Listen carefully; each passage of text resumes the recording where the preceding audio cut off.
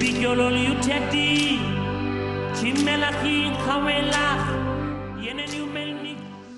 nuyu naa leen Sénégal ñun la ak yéen ñuy seenu làmmiñ ak seeni bët di seeni nopp fépp fu ñu mën a nekk fépp fu ngeen mën a nekk ci Sénégal ak ci àdduna bi loolee waral suñu aqulay taala moom mooy li ñu fiy dëj ak lu jëm ci saytu jàmm fexe fitna bañ a yeewu fii ci réewum Sénégal balaa ñuy sóobu ci waxtaan wi nga xamante ne ni moom mooy solop aljumay tey jii lu jëm ci mbirum projet immobilier ba nga xam ni moo jëm ci mbirum Escale Afrique ba ñu ca waxee ba nëgër ni amul benn ayubés yàlla xam na ko amul benn ayubés bu jàll te amul gën ngaa yées ñaari nit ñu ma oo ngir di ma laaj numéro ña nga xam ne ñoom ñooy association de victimes ba muy collectif ba kon mel na ni lu jëm ci mbirum victimes yi bari na lim bi ëpp na dayoo te collectif bi boobu nëgër ni tooguñu kon ñu ngi leen di ñaan solennellement ñu daal di fexe oote assemblée générale daje bu matale boo xam ne bu ñu bëggee ñu yëral leen ko fii ci jàkkaarloo bi ab dimanche bu kenn deful dara bu ko defee ñëpp mën a xam ne bërëb sàngam victime yi daañu fa daje ngir ñu wax leen fan lañ toll ci liggéey bi ak lan mooy seen i àq ak seen i yelleef bu ko defee ñu daal di noppalaku ki nga xam ne mooy Ramos ak madame Thiam chaque semaine pratiquement ma joxe seen i numéro pour victimes yooyu nga xamante ni mënatuñu leen sax wañ na ci ab lim.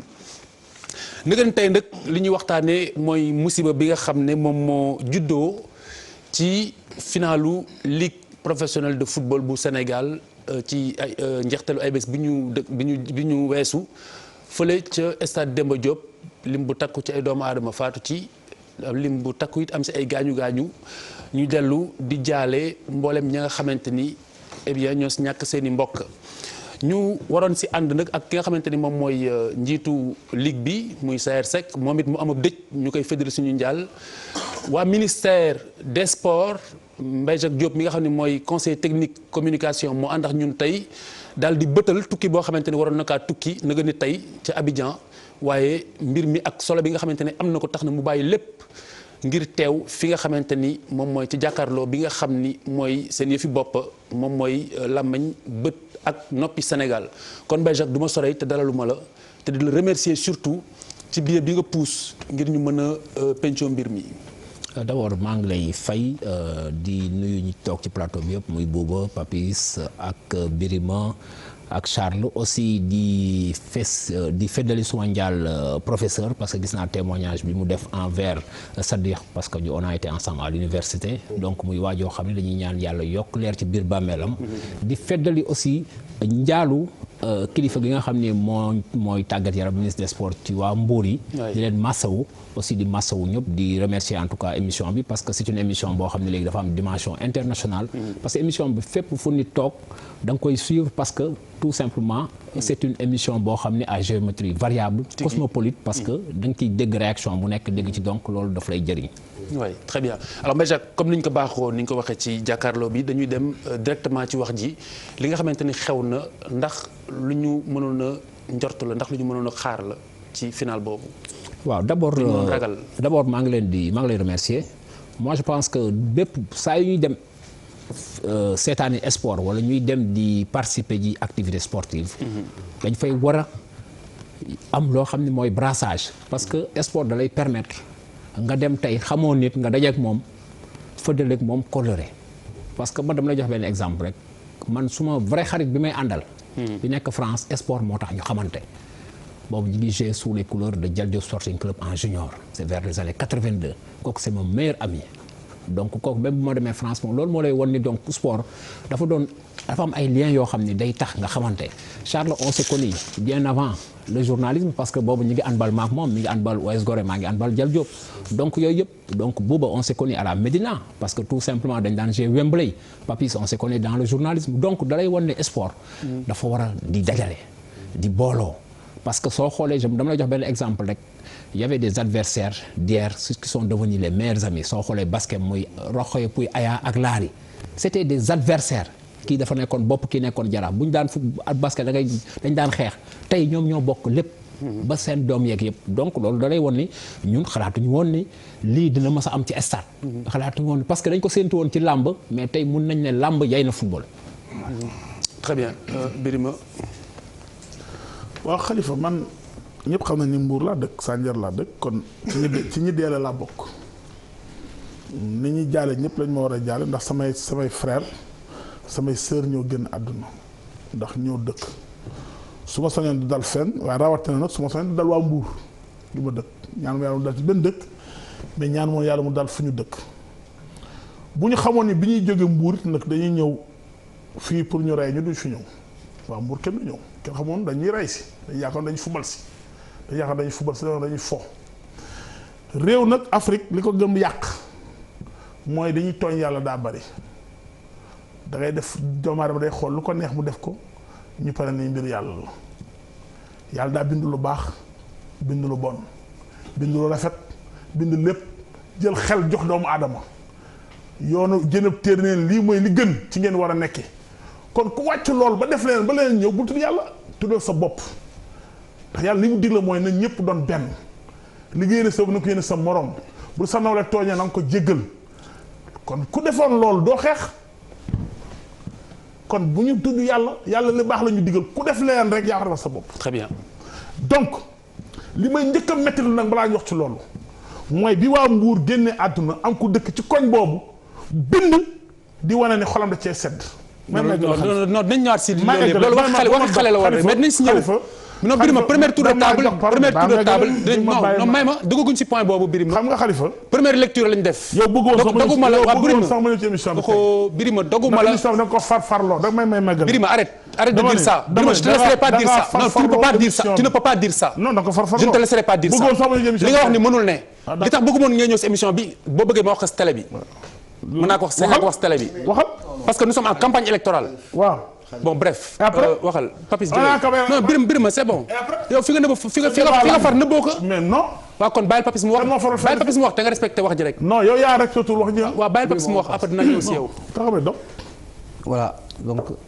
Papis. voilà première lecture ndax li ma laaj Papis est-ce que c'était prévisible. déjà dañuy naqarlu déjà associé aussi douleur bi parce que lu waroon am moo am. Dans la cohérence parce que man lii si wàllu sport football je pense que c'est la première fois dans l'histoire man fàttaliku ma si benn match au Sénégal football quel que soit le niveau moom autant de morts ci rencontre football am na benn bu xaw a récent bu ñu vivroon mais amoon na une tension et des menaces mais yeggoon à ce niveau sous le magistère de Bakar Dia au soir de l'élimination du Sénégal ici contre la Gambie fii au stade Léopold Senghor am na ay casse ñu attaqué fédération il y avait beaucoup de violence verbale physique mais amuñu woon pour autant benn sax mort ce jour-là donc je dis que lu exceptionnel la comme da nga ne dañuy def tour de table damay bàyyi mu jàll mais li ma bëgg ñu circonscrire dossier Stade Léopold Demba Diop bi bu ñu ko communautariser c'est un événement sportif national. Tout à fait. C'est des Sénégalais dañ ko traiter en tant que Sénégalais les lois du Sénégal pour ce qui nous lie et ce qui nous appartient. En attendant ñuy dem dans le fond du débat. Parfait. waaw jërëjëf Khalifa rek comme lu ñu ko waxee di masawu waa Mbour.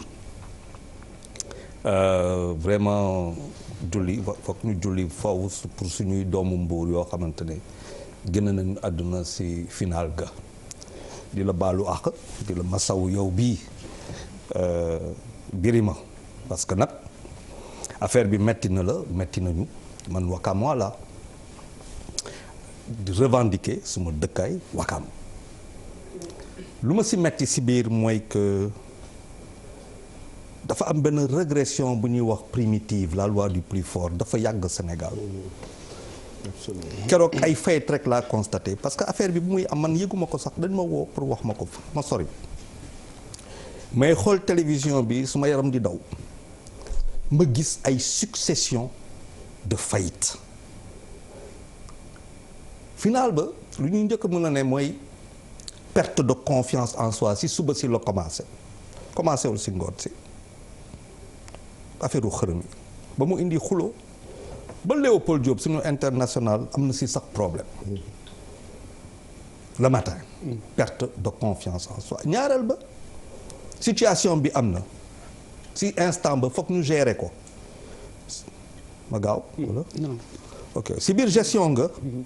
am na ay xale yoo xamante ne ñu ngi doon dem si benn direction di sànni xeer mu am ñeneen yoo xamante ne dañu wane gannaaw di daw xeer yi pour mu dal seen kaw bopp si biir loolu gestion foofu am na gestion d'une situation mu nañ si sori après bu ñu xoolee loolu génn si ma gis communication ba une véritable catastrophe beneen affaire am qu'est-ce qui se passe dans un cas de situation d'urgence de sécurité mooy des plans déggoo plan B déggoo plan lu mu tudd le plan blanc la prise en charge tout de suite communication sur la prise en charge dans les hôpitaux les centres kii yooyu yëpp déggoo si dara mais beneen affaire boo xamante ne tam xam naa ko c'est que final bu mel noonu en campagne électorale man daal jaar naa ministère faaw ñu wax de ak policiers yi faaw ñu wax ak gendarme yi bu fekkente ne il y a eu autorisation de jouer cette finale en situation d'incapacité ou d'impossibilité d'assurer la sécurité des hommes et des biens,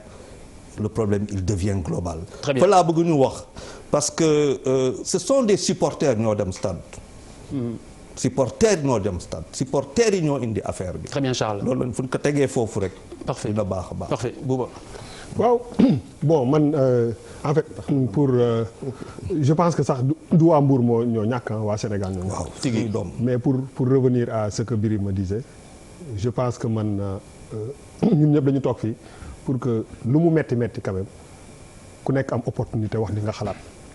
pas que Khalifa bugg ko dégg wala Bouba bugg ko dégg donc moi je suis si côté boobu ak Birima. non ce n'est pas le cas li nga xamul de Bouba. mu wax Sénégal yëpp a ngi seetaan li nga xamul.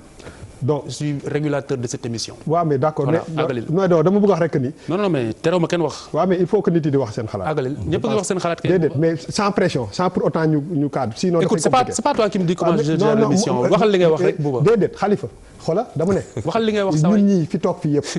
encore une fois ñun ñi fi toog ñun ñëpp. képp ku fi toog. doo fi wax lu la neex da nga fi wax. da ngay wax li nga xalaat Bouba mais kenn du wax ak sa sago àggalil. Khalifa une fois de plus non Charles. mais àggalil non mais Bouba Charles laisse faire. lii ça rejoint lu ma doon wax. c'est-à-dire que quelque part sous pression les gens il faut pas s'exprimer il faut que nit yi wax li ñu xalaat. quel que soit lu mu difficile parce que on parle de sénégalais yu jël ay xeer jàkkaarloog ay seen moroom sénégalais di leen ko dóor ak benn violence boo xam ne kenn mënu ko imaginer dama doon seetaan il y a quelques années dañuy nekk fii di jooyal suñu yeneen africains yi muy am ay violence yu am seen dëkk dafa am benn photo boo xam ne man chaque fois centre Afrique la un jeune bu yor benn genre couteau yooyu di ko jam benn pas cette photo là ba léegi dafa des ci sama ak benn te pourtant action bi eggul c'est une photo du sax image buy bouger mais dafa am loo xam ne buñ ci tolloo il faut quand même ñu am benn esprit de dépassement ça veut dire il faut ñu jël lépp ñu teg ko fële ñu wax ci niñ ci war a waxee parce que am na yoo xam ne kenn mënu ko raay quelle que soit défaillance yi ci am et tout ça c'est des gens c'est pas un accident c'est prémédité c'est des gens en masse qui ont tué d'autres ñoo rey ay nit en tout cas seen action moo indi loolu te loolu il faut ñu taxaw ci et ak rigueur bi gën a mag ñu wax ci. avec responsabilité. voilà mais rigueur ak responsabilité c'est-à-dire que chacun est responsable de ses propos c'est-à-dire que man sama responsable fii fu muy taxaw man maa koy déterminer c'est pas un Khalifa Diakhaté qui détermine ça kooku c'est sûr. en dehors du plateau. partout. donc je disais rek que ni li am solo ba am solo. mooy dañu nekk ci benn dëkk boo xam ne dañuy dem ci benn situation boo xam ne kenn mësu ko gis mais j'ai comme l'impression que dañ koy raay dañ koy sénégaliser d'une façon ou d'une autre.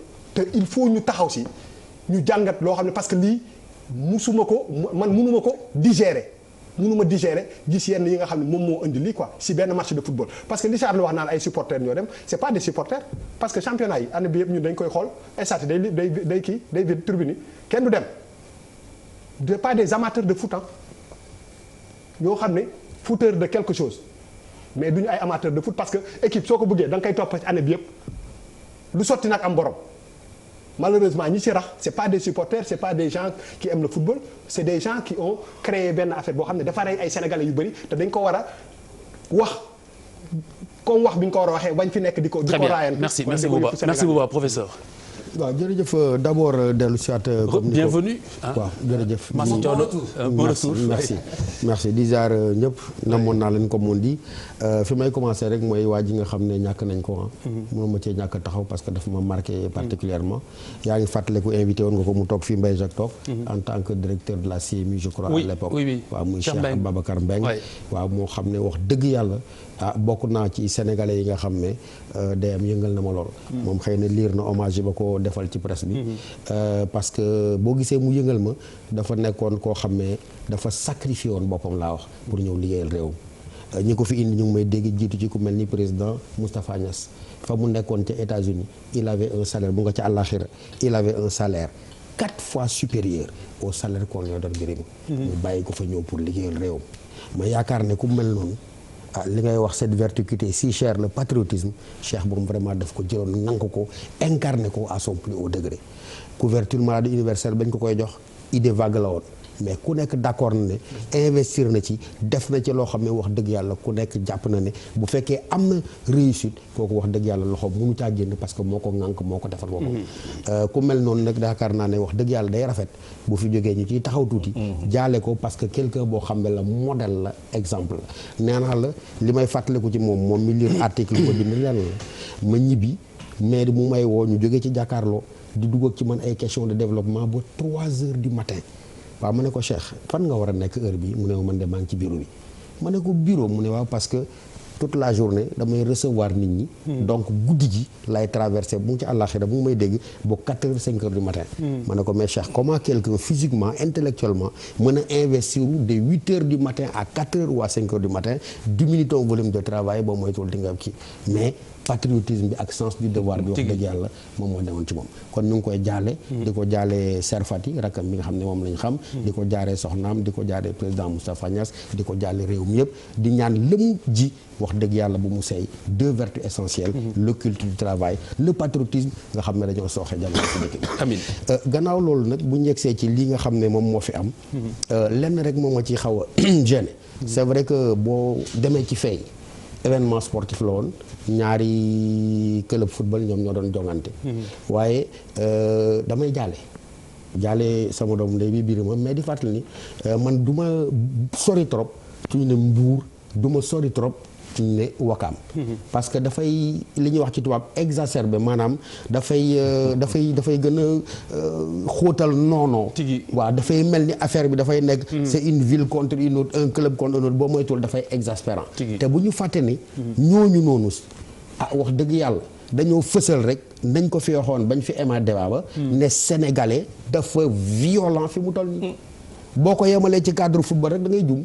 merci yemul ci cadre football violence ba nekk ca langue politique ba moom moo exprimé ca stade ba violence boo nekk ci université ba moom moo exprimé ca stade ba violence ba nekk ca l'école ba moom moo exprimé ca stade ba violence ba nga xam ne borom daara ja ñu wax teg ci xale bi ci diine mu koy violé di ko sàkku moom moo exprimé ca stade ba kon nag comme da nga jaaragum rek ñun dañuy taxaw foofu daal di wax ne bu ñu delloo ci analyse bi dinañ jéem a jël violence boobu na mu exprimé woo moo xam ne violence boo xam ne ay ndaw ñoom ñoo ko porté ñu delloo si ko ci nit d'abord xam ne nit violence dafa bokk ci moom mais bu violence bokkee ca moom lay tax mu nekk nit dëgg ñu dindi ko ak bàyyi may sa capacité à contenir la violence mais l'homme est par nature consubstantiellement violent Khalifa tu es violent quand tu veux manger da ngay rey Khalifa tu es violent quand tu veux construire da ngay dog ay garab donc cette violence là agressivité la pour un besoin de survie nañ ko yemale foofu buñ ko yemale foofu bàyyi ma la ñuy doon duñ nekk ay nit nañ ci dellu si dëgg la alors Mbaye Jacques pour dellu si waat si yow am na dimension yu bari yoo xamante ne ni moom la mbir mi daanaka lambool dimension yooyu am na yenn yoo xamante ne Charles junj na ko si mais comme enquête baa ngi wëy donc dañuy bàyyi enquêteurs yi ñu def seen liggéey ca na mu waree ndax du suñu métier ñu naan kii ak kii wala nangam sangam mais li ñu la bëgg a laaj mooy yan dimension yéen ngeen identifié gul si nga xamante ni xëy na yaakaar ngeen ni moom moo jur musiba bi pour ëllëg moo mën a jariñ. Bon, moi je pense que ni ko professeur waxee rek parce que c'est une violence boo xam ni pratiquement exacerbée. parce que soo xoolee ñaari club ñoo doon jouer finale. Tout de suite Bouba wax na ko souvent quand tu vois les matchs entre ces deux équipes là ne font même pas le plein donc de supporters ou bien de spectateurs mais finale c'est une fête aussi parce que finale il y a cette ferveur il y a cette liesse populaire donc aujourd'hui ñun lu ñu mën a identifier d'abord mooy c'est cette violence là comme ni ko Bobo waxee moom moo indi les morts d'hommes et c'est très regrettable parce que booy dem football yi wala booy dem stade moi je pense que doo xalaat ne sax yow war nga mën a xeex ak nit ki donc ñun li ñu mën a kii mooy on a reçu des rapports parce que le ministre dès qu'il a été au courant de cette affaire parce qu'il était en pleine campagne électorale parce qu'il a été représenté par son secrétaire général monsieur Paul Dione bi mu yëkkee affaire bi dafa rappliquer daar te bi muy ñëw il a convoqué pratiquement tout son staff et tout son cabinet tous les membres de cabinet qui étaient à Dakar ak les directeurs pour qu'au moins qu'on mette d'abord ce qu'on appelle un comité de veille et de crise parce que c'est une crise qu'on le veuille ou pas parce que 8 morts dans une stade personne n'aurait pu l'imaginer bi ñu ñëwee aussi on a fait le tour des hôpitaux avec le ministre parce que ministre bi ñu ko waxee sax à un moment donné les gens l'ont dissuadé mu ne leen non même su ma waree recevoir ay saaga pas ak ay wax yu ñaaw ak yëpp mais nañ dem parce que d'abord am nañu ñàkk seen bakkan mais am nañu gaañu ñu seeti leen loolu moo ëpp solo nañu assumer dem luñ ci fekk aussi ñu assumer ko xam ne ñun ñoo délégué suñu ay pouvoir te tey suñu njaboot au moins moo am naxar bi ñu ñëwee on a fait le tour des hôpitaux quand on a fait le tour des hôpitaux avec le préfet et le gouverneur on a recensé les blessés parce que boobu on s'est rendu compte qu'il y avait 101 blessés à l'hôpital général Grand Yoff yoo xam ne 2 en observation donc comprendre nga ñu dem à l'hôpital principal il y avait 58 plus astafurlah 57 plus les 8 corps donc qui étaient déjà à mort bi ñu demee fële ji war a dem hôpital comment dirais-je fii Gaspard Camara ñu ne ñu il y avait 23 mais c'était des blessures légères après ci le ministre aussi convoqué le président de la fédération ak le président de la ligue pour ñu ñëw rapidement ba ñu ñëwee aussi ministre leur a fait comprendre qu'aujourd'hui c'est une affaire très grave il faudrait au plus tard demain que les gens puissent prendre des mesures que les gens puissent envoyer les rapports parce que moom am na jawrinam mooy premier ministre jawrinam aussi mooy président de la République donc forcément il faudrait que moom mu mën a être en possession des rapports pour les acheminer sur la table du ministre sur la table du premier ministre et du président de la République loolu mooy yéen li ngeen def maintenant li ngeen jot a identifié voilà comme dimension yi waral non li ñu njëkk identifié mooy on s'est rendu compte que c'était une catastrophe parce que quoi qu'on puisse dire 8 morts kenn mësu ko imaginer les gens étaient tellement abattus quand nous sommes partis voir les gosses de Mbour mais ñun fekk nañ fa benn waay boo xam ni ñun daf ñu sidéré parce que il a perdu son frère mais moom moo doon defal les blessés donc ñun c'est ce qui nous a remonté le moral parce que on n'avait pas le courage d'y aller mais c'était inexplicable parce que atroce parce que mënoon comprendre que dina am ñooñu c'est vrai que dans les pays yoo xam ni peut-être que je ne peux pas citer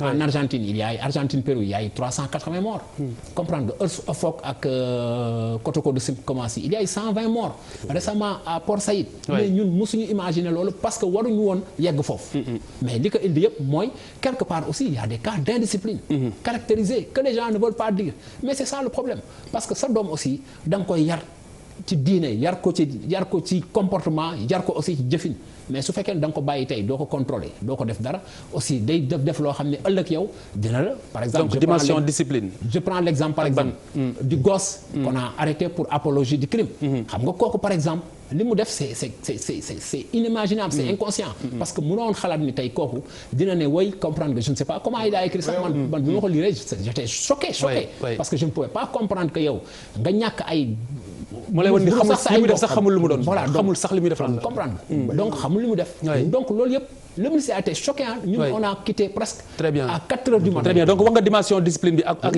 yeneen rapidement non il y a la dimension indiscipline mais aussi il y a la dimension comportementale éducation parce que dafa am importance ak éducation parce que tey Khalifa yow maak yow am na fu ñu jaar Charles am na fu ñu jaar am na loo xam ne duñ ko seq lu ñuy seq mooy jàmm la ñu war a seq c'est ça qui est important parce que ñun ñëpp ay sénégalais lañu tey ñi ñàkk mais ñoom am nañu naqar parce que tey am na ñoo xam ne peut-être waroon nañ nekk ay soutien de famille am na ñoo xam ne tey par exemple seen ay famille misé woon nañ ci ñoom te personne xalaatu ko très bien Charles yow yaa fi soulevé dimension yi donc Benjac relevé na ñaar Khalifa oui il nous faut c'est-à-dire war nañ jàng ci suñuy passé ci suñuy insuffisance dama ne sànq ba may wax dama gis benn succession de failles boo demee ba am loo xamante ni tiis bu metti 2001 nga am ay succession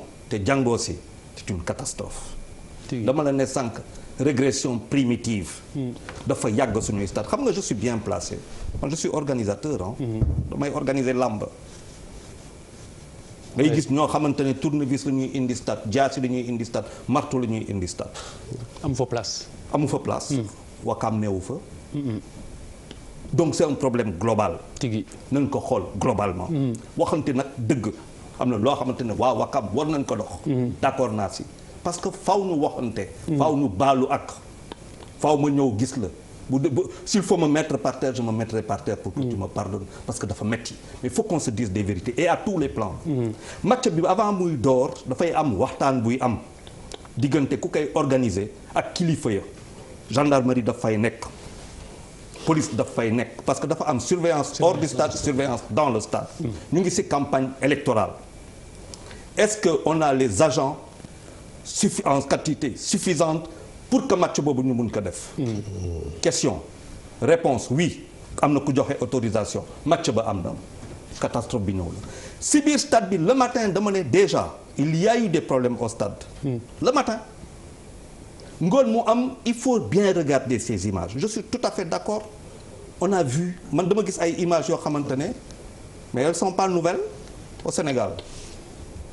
ay supporters yuy sànni xeer yoo xam nañ si dara dem nañ fi Iba Mar Diop ba benn pan du mur daanu ñu ngi tëb ni y a eu des morts les gens l'oublient. déjà Charles la question fondamentale mooy nan la ñuy fore ay xeer ci biir stade déjà. loolu yëpp dafa am dama ne gestion d'une situation il faut que nous tous on apprenne qu'on se regarde.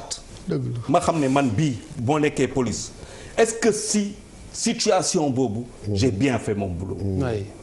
man bii joxe autorisation est-ce que tey def naa suma liggéey kële nee na dañu dem kii sans est-ce que xam nga les ambulances que nous avons reçues aujourd'hui nous avons des ambulances médicalisées c'est la première fois dans l'histoire de ce pays parce que ambulances yu ñu amoon c'était des ambulances pour transporter seulement donc ça veut dire que dafa am moment boo xamante ne il y a ce qu'on appelle un plan blanc c'est un dispositif qui est conçu pour la sécurité situation d'urgence sécuritaire. Qu'est-ce qu'on fait à ce moment-là? Comment on dispatche? Comment tout de suite? Ce n'est plus seulement le ministère des Sports, je suis désolé, c'est le ministère de la Santé, c'est le ministère de l'Intérieur. J'ai assisté à une succession de faillites.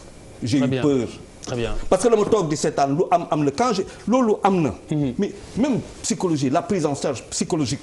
de tous les téléspectateurs sénégalais parce que qu'est-ce qui s'est passé même quand je regardais cette affaire que j'ai vu mais le choc que j'ai reçu c'est comme si on m'avait enfoncé un couteau dans la c'est très bien tous les téléspectateurs sénégalais 14 millions de téléspectateurs qui ont vu des images. Charles il aurait fallu un préalable pour ñu bañ a am besoin boobu non jusqu'à la communication non pour te dire la succession de faillites qui a sourcé les 8 morts qui a sourcé les 8 morts qui a donné la source. Qui est la source dañ ko xam. c'est la presse. dañ ko xam la police a donné.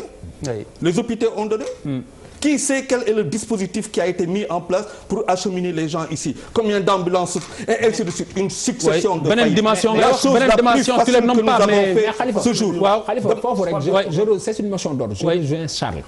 parce que gis nga quand il y a une crise. su fekkee ne am nga culture administration. même quand il y a 8 morts tu n'annonces pas les 8. tu annonces qu'il y a 4. c'est comme ça qu'on fait dans ces genres de crises là.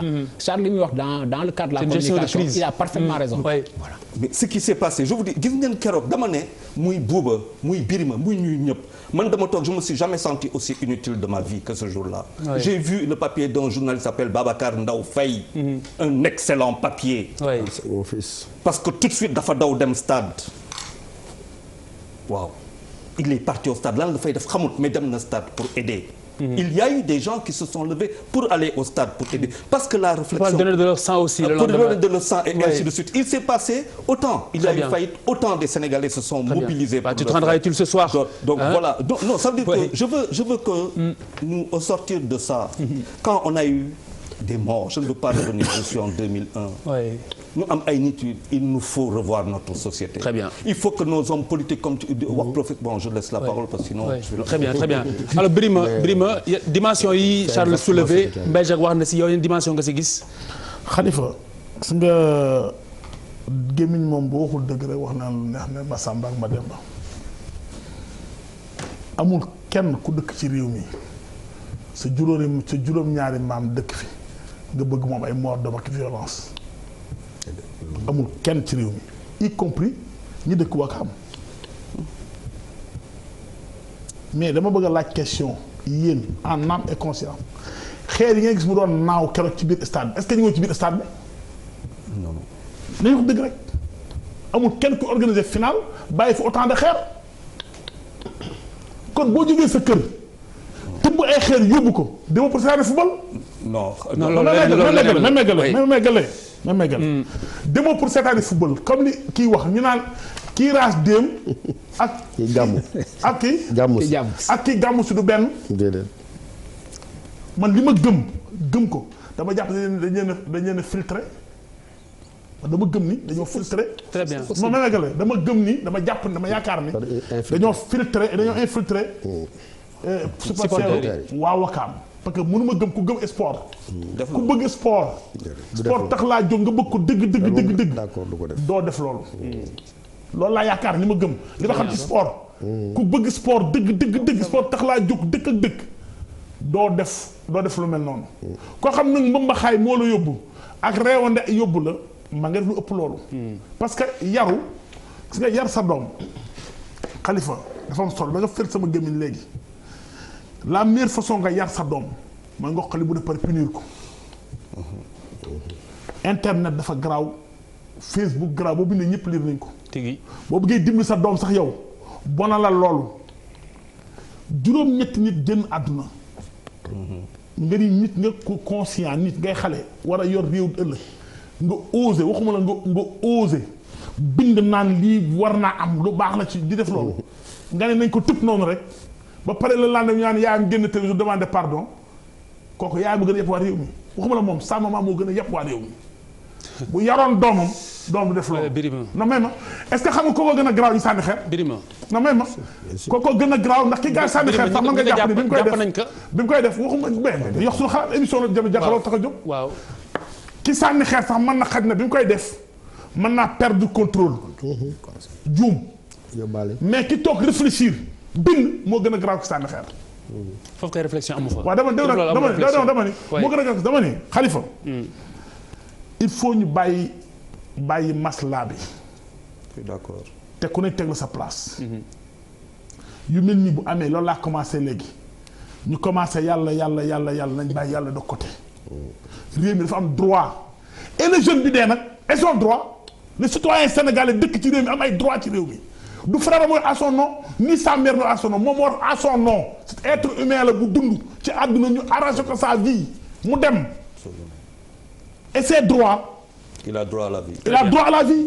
ki ko ote dañ koy bàyyi noonu rek mu dem. très bien léegi Birima yow dimension boobu ba tey yaa ngi si. waaw dama ni li ma gëm mooy beneen. parce que dama gisul. non balaa ñuy avancer waaw Khalifa ñàkkuma xam-xam te xam nga ko xam naa li may wax télévision rek xam nañ ñu war a wax lu yoru wax duñu dof man wax dëgg yàlla lu ma méttee nii góobu na mu Sénégal ndax samay mbokk lañ dal.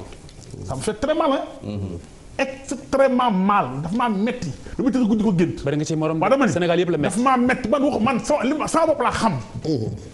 mun waxal ñëpp sama bopp laa mën a waxal metti na ma ba fa metti yam parce que waxuma ay mbokk la waxuma frère mais doomu aadama bi dund am droit à la vie te li ma gën a jaaxal ci gouvernement Sénégal loolu laa yow monsieur le ministre man je pense que. bu doon tey France wala Angleterre wala États-Unis ñun la benn mort dina dans les 30 minutes nga gis président de la République génn wax ak waaye population gis président taxaw ci place bi ci fa ni ko dee. il faut ñu fonk ruu doomu aadama dans ce pays. tigi dëgg la. il faut que nos dirigeants xam ni ruu dafa rëy. que bu dee amee heure war na fekk le président de la République déplacé wu de Dakar egg Mbour jàll waa Mbour wax ak waa Mbour. dëgg la obligatoirement. le ministre est trop petit dans ce problème. très bien je suis dessus mais le ministre dafa tuuti ci problème boobu du ministre moo waroon a jóg. C'était le premier ministre, c'était le président de la République, c'est le président de l'Assemblée nationale, c'est tout le monde, la République moo waroon a jóg taxaw derrière les fils de Mbour, derrière les Mbourois, attaquer cette affaire, wax ak la population, rassurer le Sénégal. C'est très clair. Moi je suis dessus. C'est très clair. Alors, bi ma wax décision mais Papis donc si dimension yi nga xamante ni xëy na moo ko indi ñu jëm leen identifier pour ëllëg ñu mën leen moytu. En fait man li ñëpp wax parce que je crois que la ñuy répéter pour gën a la répétition elle est pédagogique. ñaar kese la pour man mooy li ñëpp wax depuis mu commencé ba léegi mooy indiscipline ak violence. léegi il est établi leer na encore pour ñu nga xam ne dañu doon douter que le Sénégal est devenu un pays où il y a la violence. Je dis pas que le Sénégal est violent mais il y a la violence dans notre pays. damay ñëwaat ñu. Bon, je relativise. dama doon ñëw si li Charles doon wax léegi. par rapport ak histoire bi xam nga responsabilité première bi aujourd'hui ministère des sports la avant la santé l'intérieur. parce que c'est un événement sportif dans un lieu de sport ak ñi koy organiser même bu fekkee ne dafa am délégation de pouvoir bu dem au niveau de la fédération muy organiser tout ce qui est football, la ligue et tout. xam na laa bëgg après avoir le ministre il a eu un bon comportement il a été réactif taxaw na ci li nga xamante ne cëram la. li Charles Diougne bu ñu def confusion un peu xam nga ambulance médicalisée et tout ça loolu incident catastrophe ba ngeen fa andi. mais dans le principe et dans l'organisation du pour dañuy andi 70 000 ambulances médicalisées pour xaar événement exceptionnel. mais le minimum Papis tout de même. le minimum c'est ce que je. si on a compris. non dama la bëgg wax ne je reviens dans l'organisation. ambulance yi buy ñëw début dina am 2-3 pour en cas. parce que doo prévoir lii ay 8 morts. donc loolu beneen débat la je veux dire que la responsabilité première. revient au ministre des sports. au ministère des sports. mais li ci gën a compliqué aujourd'hui mooy Sénégal on va s'arrêter sur ça sans ñu dem si anticiper sur ce qui va se passer ou ce qui peut encore se passer. xam nga aujourd'hui ñu wax sécurité mais la sécurité boo amee 100 000 policiers par exemple dans les grands stades dans les grands événements il y a au moins quelques caméras de surveillance yoo xam ne dañuy accompagner la sécurité. dans d'autres pays aujourd'hui on aurait mais jàppoon nañ presque 2/3 yi nga xamante ne ñoom ñoo créer les incidents. mais amul est-ce que on n'a pas ces éléments. on va faire enquête boo xamante ne à l'ancienne mun na jël 6 ans mun na jël 3 mois c'est pas évident. par conséquent comme li am na te Stade Demba Diop day fonctionner waat pour yeneen affaire nañu jouer un peu sur les caméras. moom mooy renforcer la sécurité comme dañu nekk dans un pays boo xam ne dafa bëri violence. là mu dafay abaat fii dañu dafay abaat on sait jamais. nañu jël les bonnes décisions anticiper gérer problème bi ba pare tamit li ma waxoon sànq bu ñu communautariser l'histoire mais que la loi s'applique dans toute sa rigueur sur ce cas mu servir au moins d'exemple pour dissuader les gens pour les prochaines manifestations. Alors Bouba, quelle dimension? bon man déjà li may wax mooy dañu nekk ci benn quand même période boo xam ne ci ay élections la ñu nekk et des fois les enjeux politiques mën nañu jël le dessus sur réactivité sax au niveau de l'État.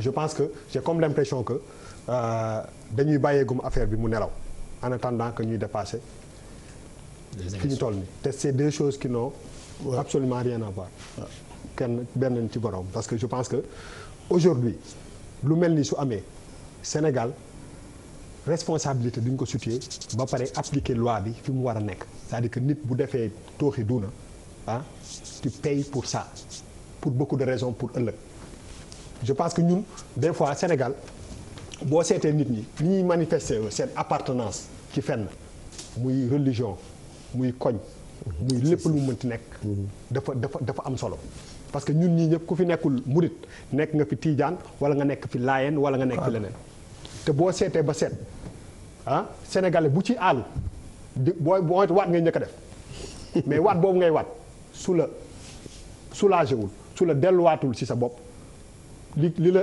kii nga gëm fi mu woote ak yow fi nga woote bokkul. ñun aussi à chaque fois que ñu am problème je pense que duñ ko traiter comme ni ñu ko war a traiter psychologiquement suñu jeunes yi comment ils réagissent pour man loolu c'est am na solo parce que pour man du am réewande ak violence xamadi def ci bokk ñàkk xam parce que óor na ma ni am na ñoo xam ne ñu ngi doon jël ay xeer di sànni impact bi affaire bi am tey bu démb doon tey ñu ne leen lancer la affaire dañ ko réfléchir ça veut dire que c'est pas des gens au départ qui sont violents mais ñàkk xam mais bu problème yu mel ni amee si suñu réew yi fenn rek mooy problème dañuy des que si geste bi gars yi def wala nit ñi dee mais du ñu étudier un peu suñu jeunes yi parce que c'est des jeunes qui ont fait ça comment ils réagissent devant une situation on est de mauvais perdants moo indi même ay bac yeeg ay BFM ñii di tricher ak ay parce que tricher ak yooyu c'est parce que tout simplement qualité jeunes yi ñu am moo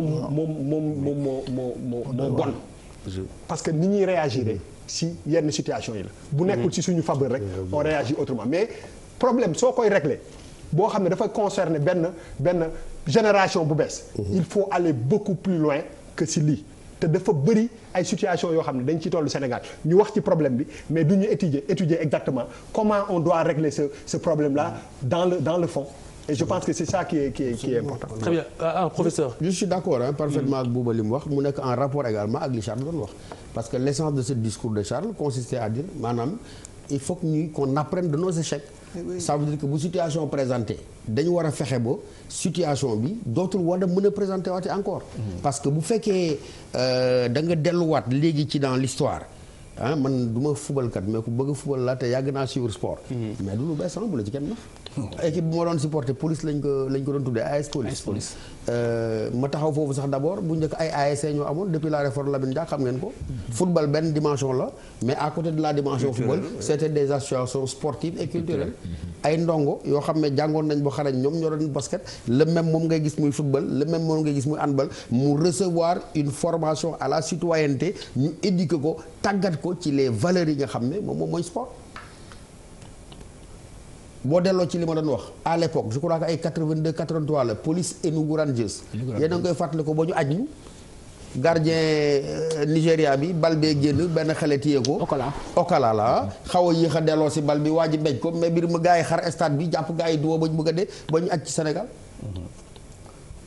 loolu symptôme lan la échec maanaam ñu ngi nekk en rupture ak projet bi nga xam ne moom la ñu mel ni bàyyi la min jaag tàggatoon ne football bi nekkatul rek dóor bal handball nekkatul rek sànni bal basket bi nekkatul rek sànni bal mais dañ la war a éduquer tàggat la former la te dañ doon imposer club bi non seulement mu am équipe handball wala équipe football mais mu am dimension culturelle maanaam am troupe théâtre am troupe nangam ça veut dire que quoi nekkuloon rek dañ leen bàyyi comme ça ngeen dem mais dañ leen encadrer tàggat leen que ca nekk dafay xam ne wax dëgg yàlla am na loo xam ne mën na ko am na loo xam ne dañ ko tere lii fi bu mujjee moom mooy problème bi mooy fa ma njëkk ci sama wax njëkk problème d'éducation la c'est un problème d'éducation ces jeunes là c'est des jeunes sénégalais ñun ba léegi ñun ñii nañ nangu ne ñun yaratuñu.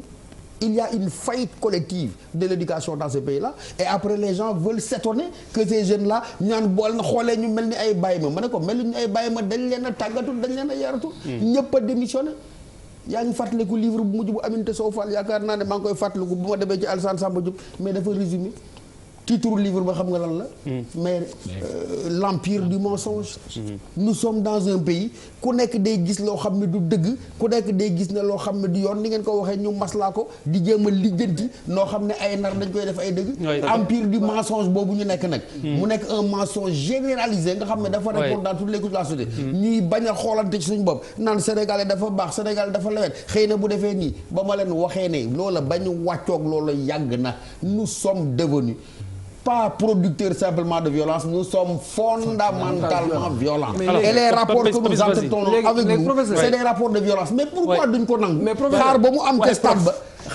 ca stade ba. ñu commencé di yuuxu. comme si violence boobu vraiment lu bees la nangam li ko xam nga li ko yokk rek lii Konrad Lorenz di wooyee l'enthousiasme délirant maanaam boo nekkee ci biir foule ni ko boo doon waxee léegi la lay sànni loo la lay gaañ loo xëy na sax xamoo ko mais wala la foule t'entraîne psychologie de la foule mais ça veut dire que cette disposition à la violence là daf fi nekk ba pare il faut que ñu pourquoi les gens se scandalisent alors qu'elle est partout cette violence prof yaa ngi dem de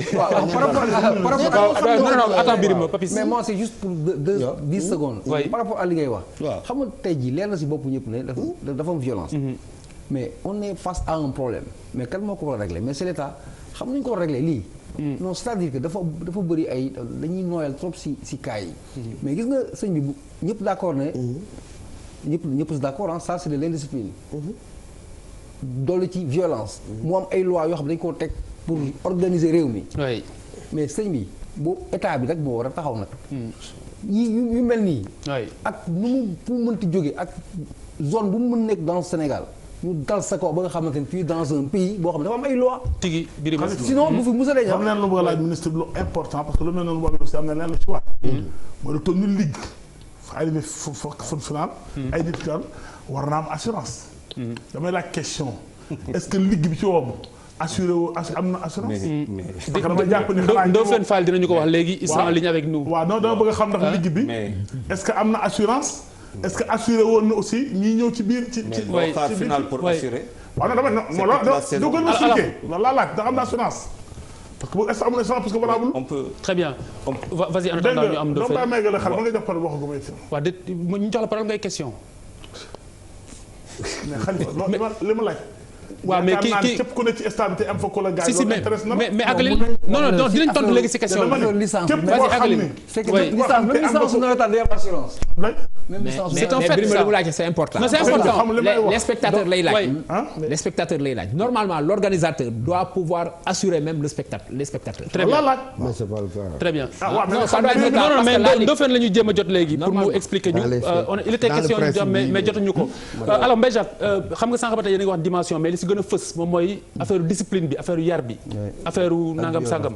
mais am na leneen loo xamante ni gën na bokk ci li gën a yokk moor yi muy le pan de mur bi daanu si kaw nit ñi loolu ça appelle beneen dimension également boo xamante ni ñu ngi koy waaj a occulter. waaw xam nga loolu non mënuñu ko occulter parce que y a eu un balcon parce que pan boobu balcon la. oui xam nga balcon boobu. souvent ça empêche les gens de au moins essayer de descendre sur la main courante. soo xoolee dafa am balcon am grille de protection. soo xoolee maintenant dans pratiquement les autres championnats amatul. parce que tout simplement depuis le cas de Eysel il y a eu plusieurs blessés. donc grille yi comprendre nga ñoo gën a occasionné loolu. te pan boobu je pense que dañuy dolli ñaan au moins sant yàlla.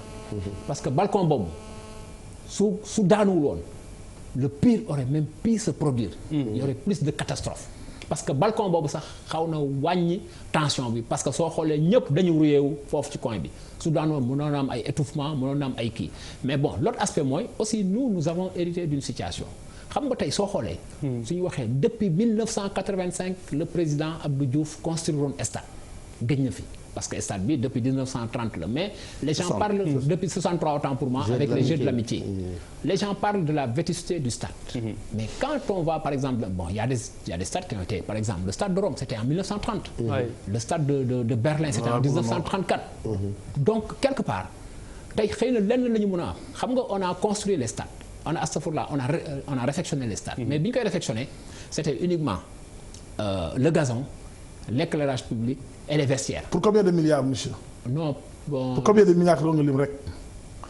li ngeen wax ci li ngeen def ci stade bi bu doon lépp dem na ci ni ñu ko waxee góoboon li war naa mën a am. non si laissez-moi terminer. non Sénégal ñaata milliards non même pas Sénégal ñaata milliards même pas ça. depuis 2000 ba léegi de 2000 à nos jours. non benn yoon lañ ko def Sénégal ñaata milliards. non c'est que 2000 non xam nga loolu laa lay expliquer. xam nga aujourd'hui man mënu ma la wax li fi amoon 2000 parce que fekkuma fi. waaw bi nga fi nekkee la waaw ñun on a hérité d'une situation. stade bi benn yoon lañ ko réfectionné. te soo xoolee depuis l'avènement du président Macky Sall. au moins les gens sont en train de faire des efforts au niveau des infrastructures sportives. soo xoolee les gens par exemple mais ñun stade Babacar Seye bu Saint-Louis. mais comment dirais-je la protection civile dafa ñu ne ñu tëj ko mais dañ ko tëj 2 mois après tribune bi daanu. bii rapport musul am concernant bii rapport musul am parce que visite la ñu mës a def. bi ñu defee visite on a fait une visite avec madame Mbodj boo nga xam moo nekkoon au moins au niveau de la protection civile et les administrateurs civils on a fait le tour avec des journalistes bi ñu defee ils ont donné des rapports comme quoi xeer yi war nañ ko génnee. war nañu au moins parce que y avait un trou bu amoon foofu trou boobu war nañ ko fatt. parce que stade ça nécessite aussi un entretien. te aujourd'hui stade bi tey le souhait du ministre c'était de pouvoir raser le stade au moins de le mettre aux normes. mais c'est plus en perspective. non son souhait tey bu amoon moyen yu ko gënal. stade bi dañ koy def aux normes. mais aujourd'hui boo xoolee la preuve stade bi quand on était en train de le réfectionner. dafa considéré woon ñu tëj nawetaan yi di jouer championnat du ubbi. mais le ministre ne voulait même pas ouvrir. mais c'est les gars de la ligue et de la fédération qui sont venus parce que amuñu woon fu ñu jouer. te tey soo xoolee stade amuñu fu ñu jouer. on n'a pas d'infrastructure. très bien dinañ si ñëwaat léegi oui Charles. Khalifa. je pense que xam nga mur bi. il y a une foule. il y a une poussée il y a un mouvement une poussée une foule bu dem ci mur ba la résistance du la masse pondérale waaw day daal amul ñu teg côté wala ñu c'est comme le bateau tout le monde s'est rué d'un côté xam nga dama ne sànq on a vu des gens jeter des pierres mu am ñeneen ñu wane gannaaw di dem si mur ba di dem foo xamante ne issue neewu fa. pour se mettre à l'abri. pour se mettre à l'abri parce que dafa am lu ngay protéger. lan ngay protéger xëy na sa bopp loolu tax ngay wan gannaaw xeer ga. parce que bu mu dal sa bopp c'est humain c'est le réflexe humain. ngay dem foo jëm na nag mur bi dafay daanu foofu am na situation. C'est quoi la masse? C'est une masse animale instinctive ou c'est un ensemble d'individualités? Foofu nag ñu ngi commencé waxtaan sécurité. C'est une question d'école. yaa ngi may dégg bu baax. non attends parce que niveau bi. Sénégal bi moi j'ai arrêté le sport mais xeex moo tax ma bàyyi. handball naa ñu bàyyi. je te rappelle contre kii 1980 non attends mais lamb fii y a pas longtemps organisé nañ fi lamb. yàggul noonu lamb kii ak Luc Nicolaï 2017 bi. lutte sans frappe. ñu àgg final mu am benn affaire kii pokro avec Reug-Reug. combat bi arrêté xeer yi ñooñu si fekk. policiers yi ils n'ont pas frappé dañu toog di seetaan parce que booba ils voulaient pas entreprendre c'est-à-dire dañu toll dama ne tey dañu toog y a l'incivilité yéen da ngeen di wax indiscipline man indiscipline dafa mel koo xamante ne jàngu na def na la ba pare mu nekk mu indiscipliné c'est pire. On est devenu des incivils. Oui, très bien. À tout point de vue. Et on s'étonne que ay xeer mu am. alors merci Charles alors maa ngi jëm sama dernier chapitre bu amul ko am lu mu si yokk balaa may dem. incivilité boobu. man damay répéter li ma wax état bi moo war a agressif. non du question d'agressif non ce que je voulais dire dama ne. quand nous sommes en je sais pas si vous vous rendez compte d'affaire bi on a 15 000 personnes au stade. ñu ngi nekk ci situation boo xamante ne mën nañ assurer sécurité ba ou pas ci jamono bu nekk kooku question bi kan ko. y a une surcharge ou pas. wala waxuma la surcharge Demba Diop c'est 15 000 personnes. c'est pas plus il y avait pas plus de 15 000 personnes. il y avait pas plus. il y avait pas plus de 15 000 personnes dañuy organiser fii yàgg nañ jouer Demba Diop xam nañ fa bu baax. 15 000 personnes bu ñu fi wax ay kii guichet fermé mais guichet fermé du dul dara. le gars a décidé de fermer le guichet point final il y avait 15 000 personnes problème du loolu. quand on voit par rapport au mouvement qui va d'un côté et des autres qui avancent. à ce moment-là est-ce que il y avait assez de services d'ordre pour assurer. mieux pour moi. non attends beneen wax la am na nu mouvement di amee yow nga léegi. bu service d'ordre tëddee intervenir day gën a envol. non du si mën dara sax. mais loolu moi je suis pas d'accord. bu service d'ordre defoon leneen. tu sais aussi. kon de deux bords. la mboor yi non waxuma service d'ordre dama ne. service d'ordre bi non ñu dégloo le service d'ordre a fait preuve de professionnalisme. parce que gis nga grenade lacrymogène bi ñu sànni foofu. moo dissuadé sax. beneen côté bi ba ñu xaw a rebrousser. et puis aussi l'autre aspect. peut-être que waa Mbour gis nga su ñu xamoon Demba Diop y a des vomitoires. automatiquement soo yéegee ci vomitoires yi tu t'échappes. donc xam nga facteurs yooyu aussi ñu bari maîtriser ko parce que stade yi soo fa tàmmee di dem di nga xam chaque fois quand il y a grabuge fan nga mën a ma. non c'est ce que je veux dire. mais dëkk ñu Dakar non loolu laay expliqué quoi. ce que je veux dire te xam nga lan le Mbour n'est pas tu le diras après Birima c'est pas une question de Mbour waa ou pas may ma Papis jël ki jël Bouba vraiment on n'est pas violent. ça mais man on n'est pas violent. pour man c'est pas personnalisé Bouba jëlal. non je n'ai pas personnalité. pour moi personnalisé damay ne waa Mbour ne sont pas violents. Bouba waxal. pour man fépp fu ñu jéem a situer responsabilité effectivement di nga si trouver faille. mais problème bi bu ñu ko jëlee si cadre ay nit yu xamadi jël ay xeer di ko sànni seen moroom yi nit loolooy wax ji c'est pas c'est loolu foofu la affaire bi nekk ay nit yu booloo jël ay xeer di ko dóor ay nit ñoo xam ne nekkuñu sax ci terrain bi di football dañu ñëw seetaan si yow fay seen xaalis responsabilité mën nañ ko situer sécurité service d'ordre effectivement am na tout mais li ëpp base bi mooy que comment tey jii nii en 2017 suñu ay rak suñu ay doom mën a di jël xeer di ko dóor seen moroom yi sénégalais muy Mbour ak Dakar ak Kees ak Kaolack moo ci yem loolu foofu la ñu war a taxaw. te loolu buñ ci taxawee suñ ci taxawee xam nga dafa am loo xam ne dafa am solo. on a tous des petits frères des enfants ku ne bëgg nga protéger parce que damay bañ gars yi ñu fàtte dara que ni ku dëkk Wakaam ku dëkk kii ni moom amee responsabilité protéger ku dëkk Wakaam noo ko am ku war a soogi loolu bu ñu ko fi sax wax mais am na ñoo xam ne dañu war a jël seen responsabilité en dehors de l'État quartier yi dafa am maire dafa am chef de quartier dafa am jaraaf dafa am lii dafa am lee nañ leen waxante dëgg te yàlla tax ku nekk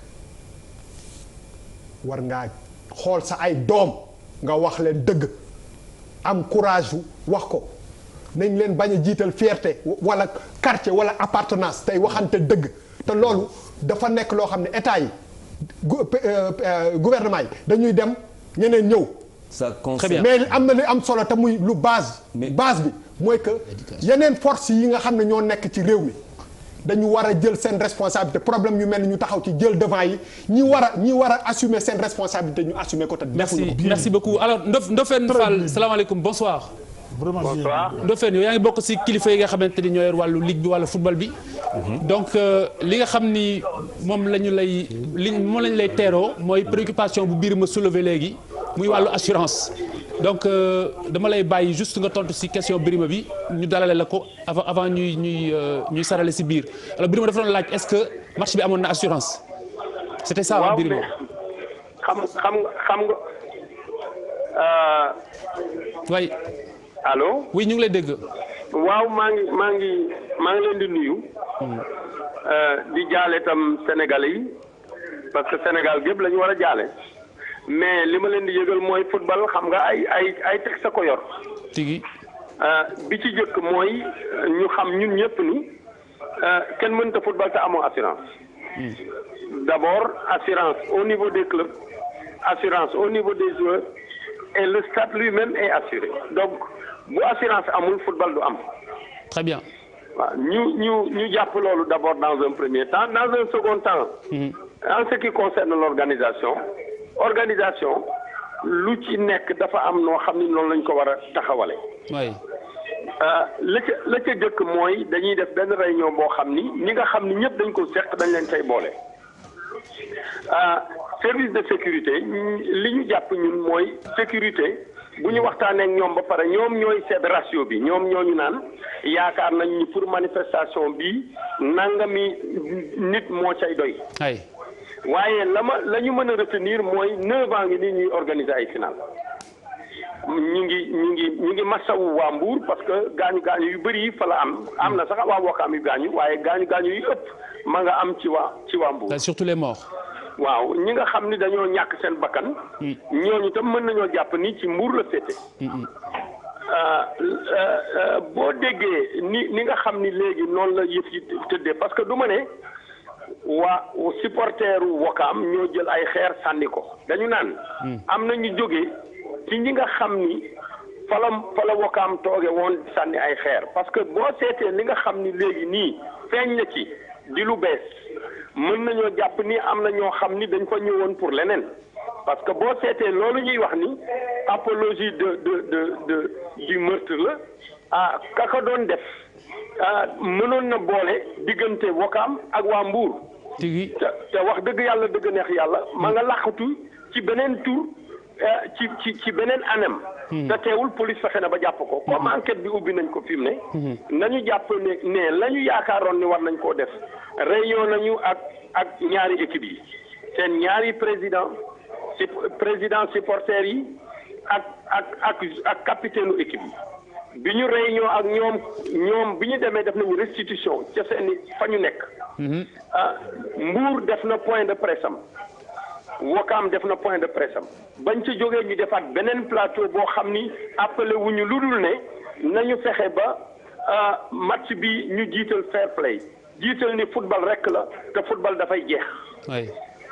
kenn day ñëw nag pour gagner keneen ki match nul wala ñu match nul wala. final kay da ngay ñëw pour gagner wala nga ñëw pour match nul. final nag moom day yegg. donc dana am ku gagner jël coupe ba yóbbu ko. wax dëgg yàlla dëgg neex yàlla li professeur doon wax.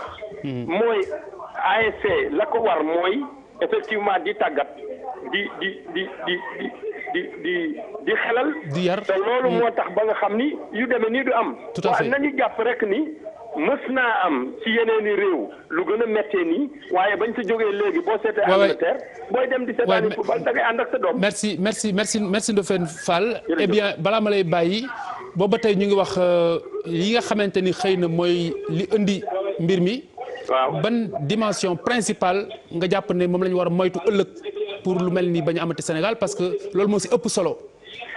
la ñuy moytu ëllëg rek mooy fexe ba nga xam ni ku bokkul ci football bu mu ci ñëw wax dëgg yàlla dëgg neex yàlla léegi leer na ñëpp ni police a ngi def liggéeyam. waaw mais Ndofène ku jënd billet dugg stade après on peut pas préjuger de ku bëgg football wala ku bëggul football. waaw mën naa jàpp ni dafa bëgg football waaye xam nga final lépp ci nekk géej la géej lu ne da cay am la ñu jàpp mooy dana am ñoo xam ni dañoo ñëw pour football bi dana am ñeneen ñoo xam ni dañoo ànd ci mbabax bi parce que seen fu mel ni Wakaam bu Wakaam xewlee peut-être waa Wakaam gépp ñoo ñëw bu Mbuur xewlee xëy na waa Mbuur yëpp ay ñëw du ñi nga xam ne dañ leen tàggat ci football ñu xam ni bu ñu demee mën nañoo ñàkk wala mën nañoo gagné du ñooñu rek ñooy ñëw dana am ñeneen ñuy ñëw ñoo xam ni amuñu préparation supporter parce que supporter buy dem dana jàpp ni bu sànnee xeer moom ma ngay pénaliser équipe am premièrement deuxièmement ma ngay créer danger te danger boobu muy créer mën na dellu ci moom parce que image yi ñëpp ko am. Très bien alors final bu toll nii ci biir période campagne électorale stade Demba Diop pourquoi. waaw stade Demba Diop bu mënul woon a nekk dañu naan mënta nekk nee naa la ñun 50 li ma jàpp mooy ñun 50 policiers lañ daan jël bii jël nañ 125 policiers. Il y avait 125 policiers bu leen fàtte ni c'est notre 9e finale. Très bien eh bien dañuy cross waaye ki nga xam ne dafa ñëw nag pour yàq wax dëgg yàlla dëgg neex yàlla war nañoo tey jii jàngat ni. autrement dit bu amoon benn policier sax xëy na mënoon nañ see mucc. ki ñëw pour yàq nañu fexe ba du mën a yàq. non bu ëllëgee. très bien dañuy def nañu fexe ba ki ñëw pour yàq du mën a yàq. très bien merci Ndofène xam naa waxtaan bi du jeex léegi il faut ñu gën ko yaatal mais il faut mu jàll sama dernier chapitre Charles il faut y aller très vite. Wow, je suis désolé quand même quand il y a un journaliste qui s'appelle DJ Gomis Cheikh Tidiane Gomis dafa toog ne télévision finale bi lu ma gis il faut que ñu jël ay motukaay il l'a dit avant la finale il a eu raison sur tout le monde et il n'était pas le seul à le penser je suis désolé finale bi moi j'ai travaillé au ministère toog naa buy am finale buy am match buy am lépp tu penses le pire Sénégal joué nañu fii moi am naa fi expérience 2008 contre la Gambie toog nañu avec le ministre jusqu'à 23 heures au stade ci ay images yu doy waar dafa am loo xamante ni daf fi yàgg am bu fekkente ne musu fi woon am lu wax nu nangu mais daf fi musa am basket arrêté nañ fi match xeer dama la ne lamb ji organisé naa la mais Khalifa s'il vous plaît Khalifa dama ko bëgg a expliquer non j'ai pas fini ñu dégloo il faut ñu dégloo j'ai pas fini dama ne dafa am problème loolu tax ma ne responsabilité boo am na niveau yoo xamante ne da nga koy mot sëkk je suis désolé tey bu fekkante ne da ngay réunir 15000 personnes kenn kii ñëw ak doomam kii ñëw ak jabaram kii ñëw ak ay invités ñi jóge bitim réew ak yu dem ñu ñëw nga dox leen rendez-vous au stade il peut toujours se passer quelque chose toujours mënul ñàkk parfois mais lii c'est impossible. Très bien. Pourquoi? Parce qu'on a vécu. Très bien alors Mbaye Jacques non mais gars il faut qu'on avance alors Mbaye Jacques li ma lay laaj xam nga lu ma doon. dafa am loo bëgg a préciser. très rapidement bëgg a préciser ça rek. que service d'ordre bi doyoon na doy boo xam ni. même doyul fenn. non laissez-moi terminer s'il vous plaît. doyoon na doy boo xam ni. ba sax bi stade bi feesee. ñoom ñoo gérer porte yi tëj ko. très bien ndax sax bénévole yi. très bien Mbaye Jacques. désolé deux secondes. allez 2 secondes. damay réet li waa ji wax ni dëgg la. affaire bi xam nga service d'ordre c'est pour les gens qui respectent l'ordre. mais lii du problème service d'ordre. c'est des gens qui sont venus pour créer des problèmes. il faut que tamit ñu. on situe les responsabilités mais aussi da ngay dem ak ñeme de comme li bu wax c'est vrai ah da ngay analyser froidement xool c'est quoi. bu fi 10 000 policiers nekkoon. non pour kaawu Gambie bi. kaawu Gambie bi Sénégal Gambie. il y avait 3 fois. li ñu am Demba Diop non Charles muy benn Sénégal Gambie bi c'était des gens qui faisaient des casses. bokkul ak ay nit ñu attaque ay nit di dóor. très bien alors Mbaye Jacques pour terminer leneen loo xamante ne nii ndorteel ay bés ba ñu ngi kaa wax loo xamante ni mën na jur mari d'Italie li xew bi weesu mooy li di raam jëm si ñag bi ngeen koy seetaan yéen en tant que autorité de tutelle muy mbirum nawetaan yi nga xamante ni xar nañ ko ñaar mu nekk ñaari bopp ñi féete fii ñi féete fii Demba Diop daaw dañ daan jouer ba 2 heures du matin léegi bu fekkente ni ñaari ORCAV moo am ñaari ONCAV am et cetera si ñoo xamante ni duñu wax dañu xuloo buñ seen i programmation xam nga du ñu yëgante bés bu ñu dajee stade ba tàkk loolu yéen lan ngeen si envisager est-ce que mën nañ jàpp ne xëy na du ñàkk ba. nawetaan bi comment waaw mais juste mais en attendant nañ si wax. non dañ si ñëwaat biir parce que c'est le feu qui couvre. léegi loolu si xam lu ngeen si xam yéen. waaw xam nga état lu mu xam légalité la xam état lenn la xam mooy légalité te je pense que soo xoolee au niveau des différents ODCAV ORCAV ak ALONCAV soo xoolee les différents ORCAV ce sont pratiquement les inspecteurs régionaux ñoom ñooy comment dirais-je ñoom ñooy superviser les élections rendre compte au gouverneur le gouverneur aussi au moins envoyer les rapports au niveau de la tutelle donc moi je pense que aujourd'hui lii du gulet mais aussi il faut savoir que aussi l'état de droit sera restauré parce que li peut-être lii beneen régime d'accord amoon mais bii régime peut-être mën na ko bañ a accepter ñu xam ne aussi. mais c'est sous ton régime qui a non laisse-le parler ça non xam nga aujourd'hui la liberté de création d'une association. ku nekk mun na bu la neexee nga créer association. kii Charles bàyyi politique. loolu la ñuy jeexalee. ku nekk dama loo si wax si li. waaw dama si wax mooy. d'accord ma waay. mais li mu la wax est-ce que c'est pas convaincant. d'accord waaw mais laissez-moi terminer. d'accord ma bàyyi ko mu daaneel après. bàyyi ko mu daaneel libre dina pas être d'accord mais xam nga tey par exemple. sécurité publique moo pour. non mais Birima ba ko mu daaneel première légalité. mais loolu moo tax man la légalité l'état de droit sera restauré quand je parle de l'état de droit. mais tey njiitu réew mi bu ko wóoree ne ñii dinañ indi njombe ci réew mi moom du ko seetaan parce que moom la ñu fal te biñ ko falee sénégalais ya ko fal mu nommé ay nit. te ces gens-là vont mais gars yi non li ñu gën a dénoncer mooy ñi ngeen di wax ne ñoom ñoo légal ñoo nekk en minorité c'est ça qui est paradoxal. non c'est-à-dire que moi je ne peux pas savoir qui est minoritaire ou qui est majoritaire moi je suis un agent de l'État. Je respecte la légalité. La légalité mooy xam nga lan. mooy me recevoir des instructions de mon supérieur et je les applique. Très bien merci ñu def tour de table si loolu après nga tontu nga réagir. oui li am solo mooy.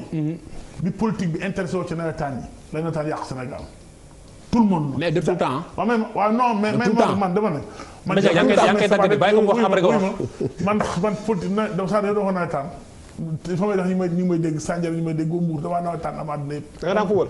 non daa ma football dirigeant laa ma. waaw loolu la mën a nekk kay. football naa dama damm loolu rek mën a nekk. football naa ba damm ban damm si ayuma ça c'est vrai non du ma joueur. man du ma football kat comme yow. maa yooyu Birima war a mën a football.